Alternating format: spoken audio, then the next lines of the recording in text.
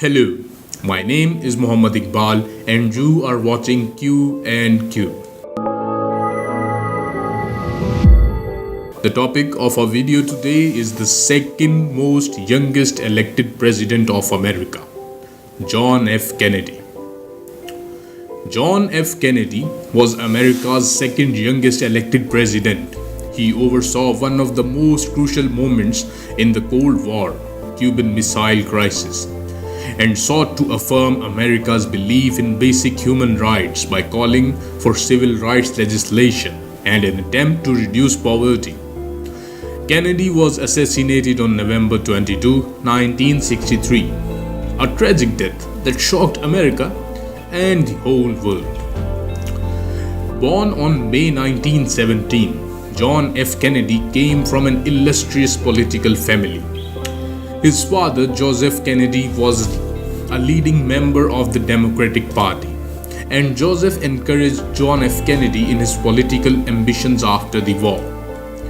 John graduated from Harvard after completing thesis on appeasement in Munich. His thesis was later converted into a successful book, Why England Slept, 1940. Before America joined the war, John joined the Navy and saw action throughout the Pacific Theater.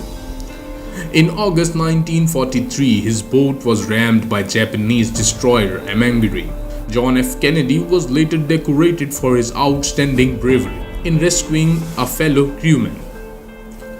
He was also awarded the Purple Heart for an incident later in the war. Afterwards, Kennedy was modest about his actions, saying he felt a bit embarrassment as it resulted from a botched military action.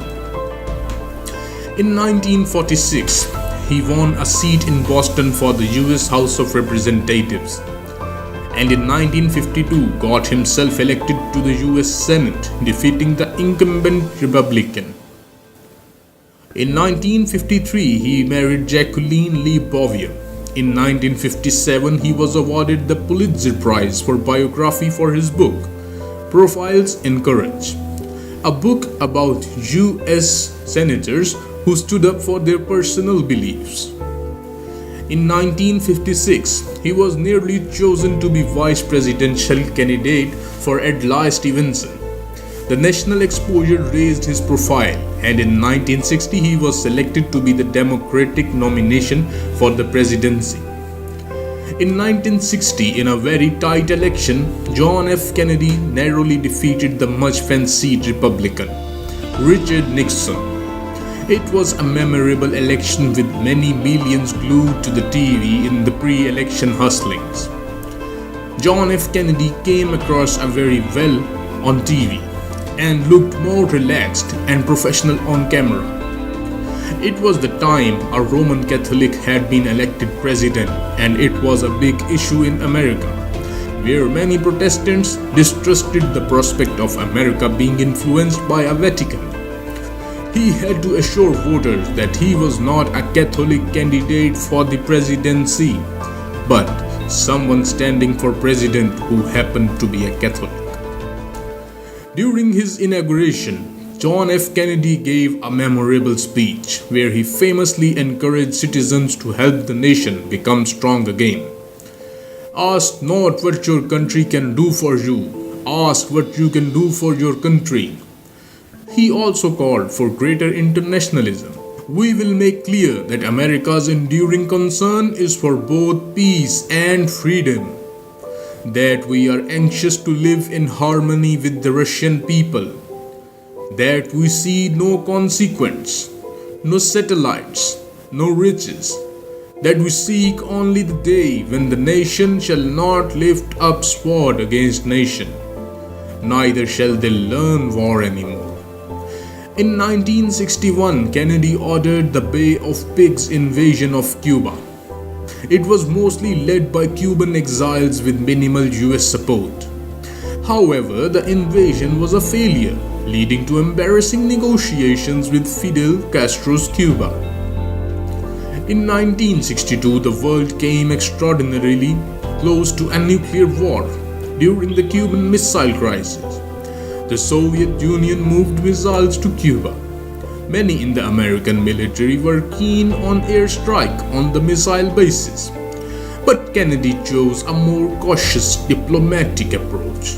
He found a way to offer Khrushchev a way without losing face, while making sure the missiles were removed from the Cuba.